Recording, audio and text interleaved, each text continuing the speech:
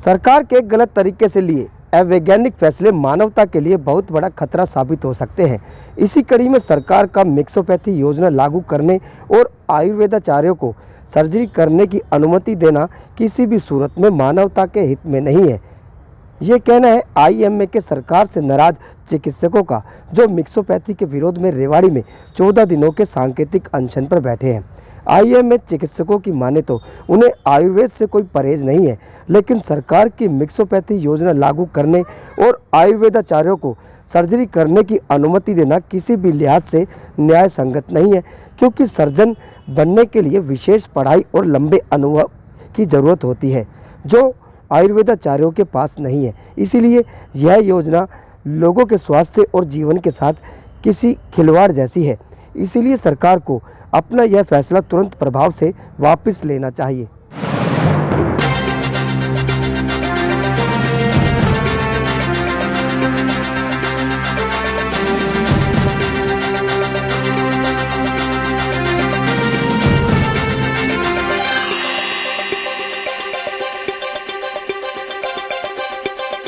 धरने पर बैठे हैं आईएमए के तो क्या है पूरा?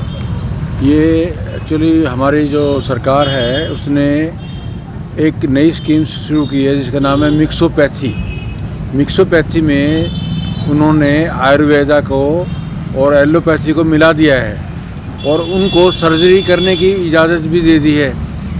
तो ये बहुत ज़्यादा मरीजों के लिए घातक सिद्ध होगा, क्योंकि सर्जन बनने के लिए एक अलग से पढ़ाई होती है, अलग से ट्रेनिंग होती है। उस ट्रेनिंग के बगैर अगर आप सर्जरी कर रहे हैं तो मरीजों को बहुत ज़्यादा नुकसान होने वाला है।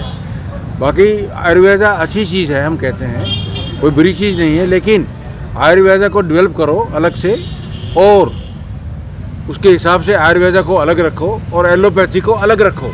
हमारा यही कहना है, इसको मिक्स मत करो, मिक्स करने से बहुत ज़्यादा नुकसान होगा।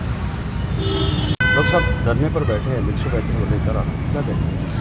देखिए, नेशनल आईएमए और स्टेट आईएमए के आह्वान पर आज पूरे देश में डॉक्टर जो है रिले हंगर स्ट्राइक पर बैठे हुए हैं और ये हमारा कार्यक्रम 1 फरवरी से लेकर के 14 फरवरी तक चलने वाला है।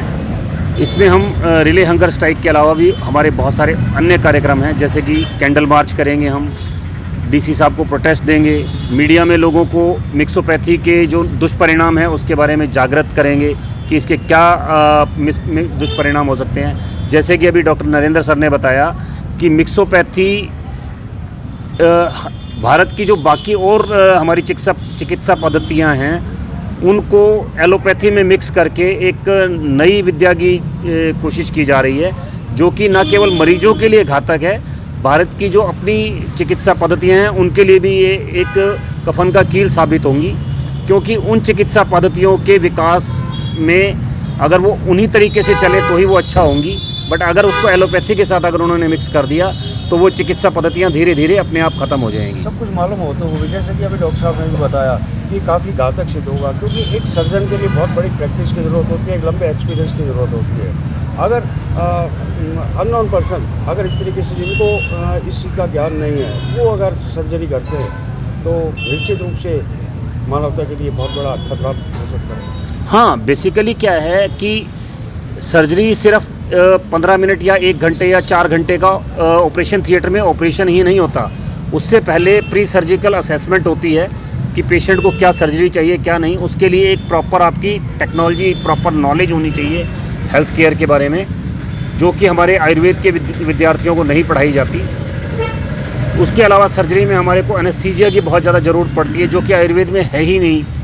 उसके बाद जो सर्जरी के बाद जो पोस्ट ऑपरेटिव केयर है उसके लिए हमारे को, जैसे कि एंटीबायोटिक हैं, सर्जरी में हम इन्फेक्शन से बचाव के लिए एंटीबायोटिक्स यूज़ करते हैं, तो आयुर्वेद में इस तरह का कोई प्रावधान नहीं है। तो मुझे समझ में नहीं आ रहा कि सरकार क्या सोच करके ये सारी चीज़ों को मिक्स कर रही है, जिससे कि मरीजों के स्वास्थ्य के साथ न केवल खिलवाड़ होगा, परंतु अधकचरा ज्ञान लिए हुए जो सर्जन पैदा होंगे वो लोग भी अपने आप को, अपने प्रोफेशन को जस्टिफाई नहीं कर पाएंगे, आयुर्वेद या एलोपैथी को भी जस्टिफाई नहीं कर पाएंगे, और मरीजों का तो नुकसान डेफिनेटली होने ही वाला है इससे। क्या ओपीडी चालू रहेंगी आपके इस धरने के दौरान? हाँ, हमारा इस पूरे कार्यक्रम में इस बात पर पूरा जोर रहेगा कि हमारे मरीजों को इस कोरोना काल में भी और आगे भी कोई हमारे किसी भी आंदोलन से तकलीफ़ ना हो। हमारा मकसद सरकार को अपने गलत फैसलों के विरुद्ध जगाना है और साथ साथ मरीजों को भी इस चीज़ के लिए जागरूक करना है कि स्वास्थ्य के खिलाफ उनके स्वास्थ्य के खिलाफ हमारी सरकारें क्या एक्शन ले रही है, ताकि वो एक जन जागरण के रूप में हम एक बड़ा आंदोलन खड़ा कर सकें और सरकार को जो अवैज्ञानिक जो उनके फैसले हैं उनको वापस लेने पे मजबूर कर सकें। धन्यवाद। और ओपीडी चालू रहेगी? ओपीडी हमारी चालू रहेगी, ओपीडी बंद नहीं है।